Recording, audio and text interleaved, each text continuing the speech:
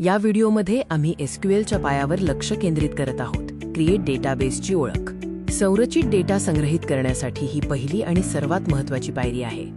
Database हा एक मुख्य कंटेनर आहे। एसक्यूएलमध्ये डेटा साठवण्यापूर्वी हा मुख्य कंटेनर तयार करणे आवश्यक आहे। याला आपण डेटाबेस म्हणतो।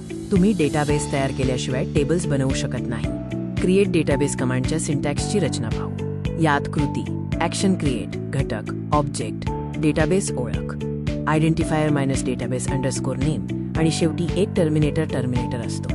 डेटाबेसच्या नावासाठी काही नियम आहेत। नाव सोपे आणि अद्वितीय असावे, तसेच नावामध्ये जास्तीत जास्त 128 अक्षरांची मर्यादा असू शकते। employee_db हे योग्य उदाहरण आहे।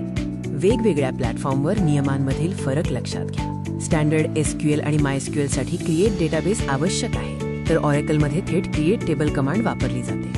नवीन डेटाबेस तयार करण्याची कृती, उदाहरणार्थ विद्यार्थ्यांची माहिती साठवण्यासाठी स्टुडंट नावाचा डेटाबेस तयार करण्यासाठी क्रिएट डेटाबेस स्टुडंट ही कमांड वापरा। तुमचा डेटाबेस तयार झाला आहे की नाही हे तपासण्यासाठी शो डेटाबेस या कमांडचा वापर करा। ही कमांड सिस्टममधील सर्व डेटाबेसची यादी दाखवते। जेव्हा तुम्ही अस्तित्वात असलेले नाव वापरून नवीन डेटाबेस तयार करण्याचा प्रयत्न करता तेव्हा एरर येतो।